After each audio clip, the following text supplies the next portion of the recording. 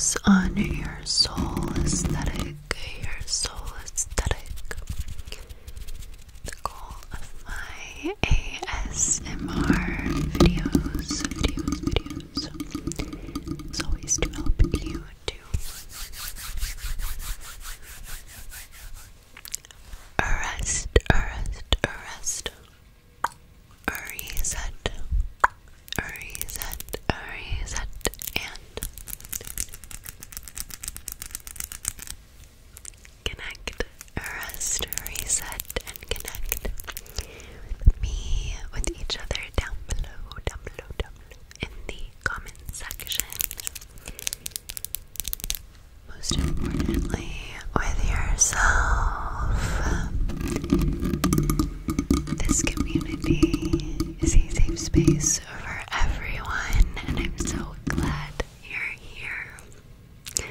Thank you for joining us. Thank you for spending your time. Thank you for clicking. Who am I, you know? But today's video is going to be a spooky book reading. If you like this video at the end, truly let me know. Let me know in the comments. Leave a like. Because I'm just going to read chapter 1 for today. If you want to make this a series, I think it would be really fun to read together. I ordered this book on Amazon. Obviously not sponsored, just if anyone's interested. And I learned about it from a vlogger I'm subscribed to named Haley. I believe her last name is Barber. Haley Barber, and I will post her channel and her thumbnail, and I'll of course link her down below. So thanks for this recommendation, Haley. I love your videos, especially your book videos. And yeah, let's read chapter 1 of Love in the Time of Serial Killers. This says, can true love survive her true crime obsession? And she's reading a book called The Monster Next Door.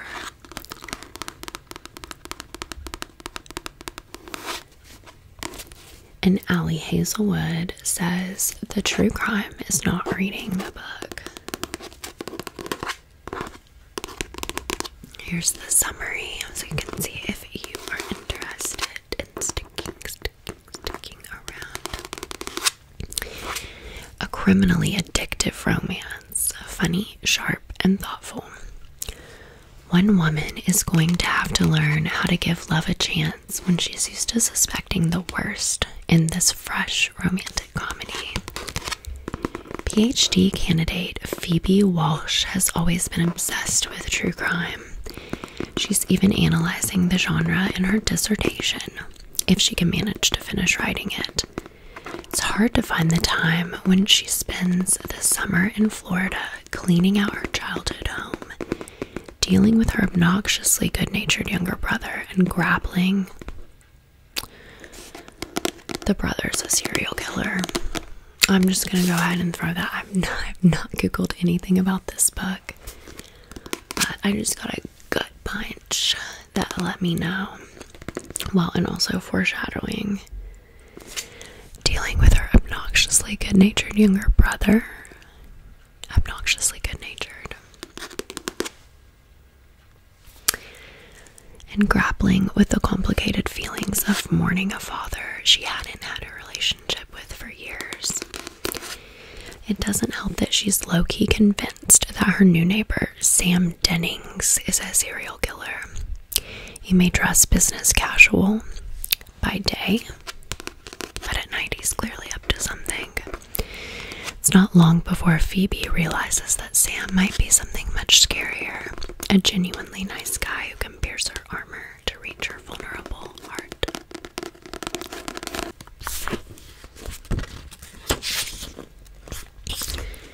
And this book is written by Alicia Thompson, and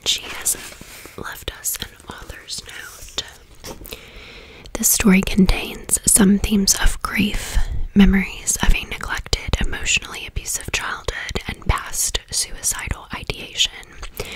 While there are many true crime references throughout, there is no on-the-page violence or active killing in this book. So calm down on me, YouTube. 1. Obviously, a 200-pound Victorian writing desk wasn't made to be moved all by herself, but it also hadn't come with those incomprehensible IKEA instructions showing a blocky illustrated guy getting help from a buddy, so there wasn't anything saying not to try it. I took a step back, assessing the desk where it was strapped to the roof of my car. It was the only piece of furniture I'd brought with me, and it was a monstrosity.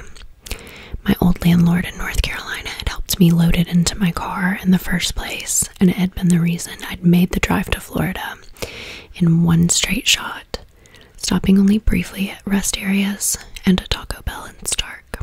If I undid the straps, it was possible the desk would slide right off the car. I had an image of trying to catch it, and ended up flattened into a pancake like a cartoon character under a piano. But I could brace it against my body, maybe ease it to the ground. Then I could penguin walk it up the driveway to the house. I turned to survey my dad's old house, which had been sitting empty for the last 6 months since he died back in January. I guessed it was mine and my little brother's house now, technically. But this house hadn't felt like mine since the day my mother and I had moved out when I was 13. Maybe not since before then. My brother Connor could still be awake, even though my phone screen showed that it was already 2 in the morning. He'd always been a big gamer and would stay up all hours trying a level 1 more time, or trying to beat the last boss. But that had been before he and Shani had moved in together, before he'd gotten his first post-college job at a call center. And anyway, I wasn't going to text him to come help me with something as stupid as a desk. Connor and I weren't that close. We'd barely grown up together for one thing. When our parents divorced, he'd chosen to stay with our dad, while I'd gone with our mom. Was also... See, I'm just gonna stop us right there. The dad was like emotionally neglectful and abusive, and the brother stayed with him, but the brother is obnoxiously good-natured. A serial killer. He was also 7 years younger, 23 to my 30, although that fact alone couldn't fully explain his optimistic exuberance in contrast to my jaded cynicism. We'd spent time together during the holidays and select weekends, of course, but still when I thought of him, I mostly remember the way that he would eat ketchup by the bowlful when he was 6 years old. He's a serial killer. I typed how to move heavy furniture by yourself into a search on my phone and scrolled through the results. Ads for moving companies, an article about how to use moving straps and dollies, and other equipment I didn't have. Another couple of articles that basically boiled down to don't. Need a hand.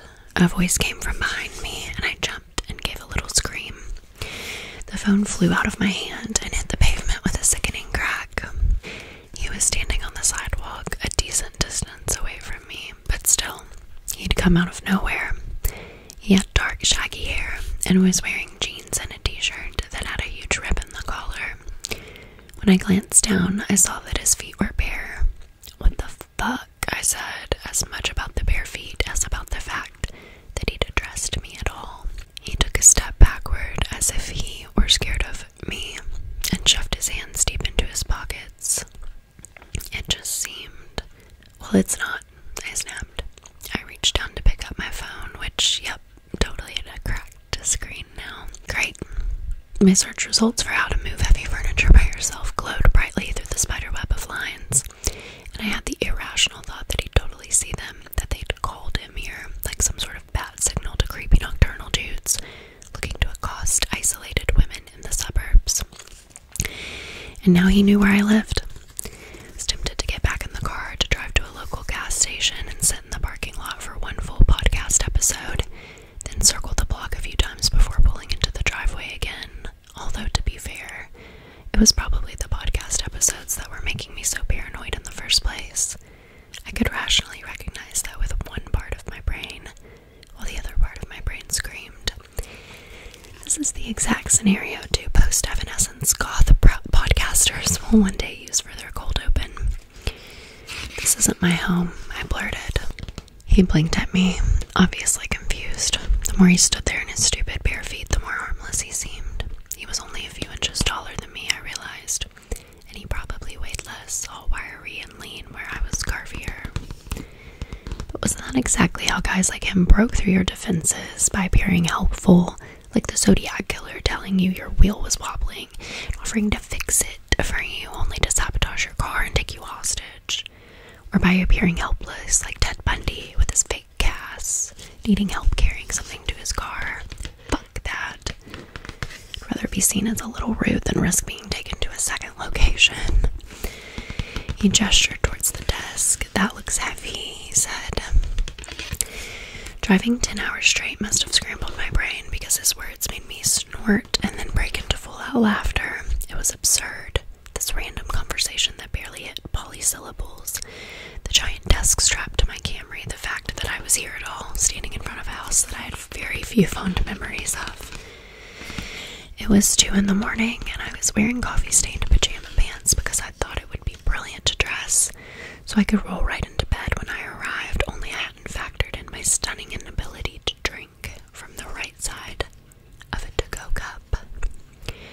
"My dude," I said, "if you think this desk looks heavy, you should see my trigger finger on my mace in about 5 seconds if you don't back off." He looked at me for a moment, almost as if he were about to say something else, and maybe it was coming up on time to reread The Gift of Fear again, because I realized that the butterflies in my stomach weren't from my anxiety, but from anticipation. Like there was some quiet watchfulness in his expression that pierced through my armor, and I wanted to know what he saw there. Okay, Edward Cullen and Bella Swan. But instead I turned back towards the desk, making a show of tightening a strap, even though that was the opposite of what I was trying to do. When I glanced over my shoulder a minute later, he was gone, as stealthily as he'd arrived. My forehead dropped to the roof of my car, my grip around the legs of the desk relaxing. I was so tired. I doubted anyone would be interested in stealing a desk. I wasn't supposed to rain that night. I should go inside and go to bed and let this be a problem for rested, freshly caffeinated future me to solve in the morning. I grabbed my backpack out of the passenger side, hauled my bigger duffel out of the back seat, and locked up the car. My dad's neighborhood was older, somehow escaping the homeowners' social restrictions that would regulate things like streetlights, so it was dark too. I gave one last sweeping glance around the street. To the left, where an outside cat looked up from its position laid out on my neighbor's driveway, to the house to the right, where a single light still shone through one window. Satisfied I was alone, I headed up to the front door of my dad's house. The first thing that hit me was the smell. Musty, like a damp towel that had been left on the bathroom floor too long, with a slight antiseptic undercurrent, like that same towel had been sprayed with Windex a couple of times. This must have been what Connor meant when he said he'd been coming by once a week to clean. Okay, Connor is a psychopath. I'm gonna tell you that much right now. The place sure didn't look clean. That wasn't completely Connor's fault. I knew my dad had been a bit of a pack rat. Not so bad that they'd put him on a TV show, but definitely hoarder adjacent. Even as I walked in, I stubbed my toe on a plastic tub filled with magazines and mail in the entryway, and then knocked a broom to the floor. The bristles of the broom were covered with cobwebs, lest I think Connor had been using it. I set my bags down on the first empty expanse of floor I could find in the living room.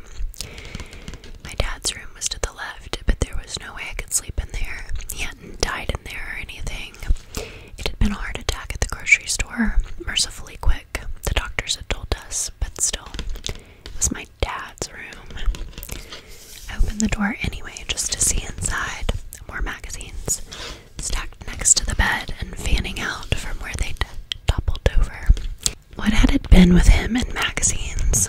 I'd never even thought of him as much of a reader, but he'd been such a sucker for those commemorative magazines at the checkout aisle in particular. 100 Greatest Films, or Remembering D-Day, or Photographs That Changed the World. Next, I checked out the kitchen, not expecting anything edible, but just hoping that there wasn't some open bag of sugar that had fallen over in the pantry and been allowed to attract ants for the last 6 months. When I opened the fridge, it was surprisingly clean, and with a large bag of Kit Kats and a 24-pack of Mountain Dew inside. There was a post-it note stuck to the Mountain Dew. "Welcome back, Phoebe," written in sloppy capital letters. It wasn't signed, but of course, there was only one other person who had keys to this place. Only one person who loved Mountain Dew so much he'd been arrested once trying to steal a 6-foot-tall cardboard cutout of a 2-liter from a gas station. He'd wanted it for his dorm room, he said. I smiled to myself, shaking my head as I closed the fridge. It was actually kind of sweet that Connor had thought to leave me something. Sweet being the operative word, since I'd be in a sugar spiral in 5 seconds if I tried to subsist on his gifts alone. I'd have to go shopping in the morning. But for now I was exhausted, and all I wanted to do was peel off these coffee-stained pajama pants and fall into bed. I only hoped that my dad had kept the bed in my brother's, or my old room. My brother had lived in this house more recently than I had, leaving only 3 years ago when he transferred from community college to a campus a few hours away. But when I checked out his room, I saw that he must have taken his bed with him at some point, or else my dad had gotten rid of it. There were still some signs that he'd lived there, like the huge Red Dead Redemption poster he had hanging on one wall. But otherwise, it was just an old table pushed to one corner, a couple laundry baskets filled with household items, and not a piece of laundry in sight, and the pieces of a computer laid out on the floor like someone had been interrupted in the middle of putting it together. It did something to me, seeing the computer like that. I could picture my dad working on it. Could imagine him trying to explain to Connor how some of the parts went together, and then getting impatient when Connor kept asking questions about some aspect of the process my dad hadn't gotten around to explaining yet. For all I knew, it hadn't happened like that at all. But for a moment, I could see it as clearly as if he were still alive in this room. My dad, smiling gently as he described what a microprocessing chip did or whatever. My dad, slinging the motherboard across the room and leaving a dent in the drywall as he yelled at Connor to listen. Just fucking listen. I took a deep breath before opening up the door to my old room. I hadn't stepped foot inside it for 15 years, not since I was 15, and said I wouldn't come here for the weekend visitation anymore. My dad wasn't the type to want a home gym or even a guest room, since he'd eschewed most physical activity and never welcomed a single guest. I had no idea what to expect. It was exactly the same. My twin bed with the wrought iron frame, the blue and yellow quilt from Walmart, the black painted walls, the collages of eyes I'd cut out from magazines and tacked up everywhere. A desk in the corner where I'd spent most of my time chatting with friends on my laptop, a vase of dried flowers on my dresser, a stack of my favorite movies on DVD. So that was where my copy of Heathers had gone. Found some more sheets in the linen closet. They had that closed-up scent of mothballs and neglect, but they had to be better than what was on the bed, and I changed them out. Then I carried my bags into the room, plopped them on the floor, and made as quick work as I could of brushing my teeth and getting ready for bed. The last thing I did before clicking off the light was rip every single eye collage off the walls. If I had to deal with old America's Next Top Model rejects staring me down as I slept, I'd have nightmares of Tyra trying to edge me out by bleaching my eyebrows. Well, the second to last thing. After I lay in bed for a few minutes, I sat up again, switching on the nightstand lamp and reaching down into my backpack for my bullet journal, where I'd been writing all my dissertation notes. Encounter with Strange Man, June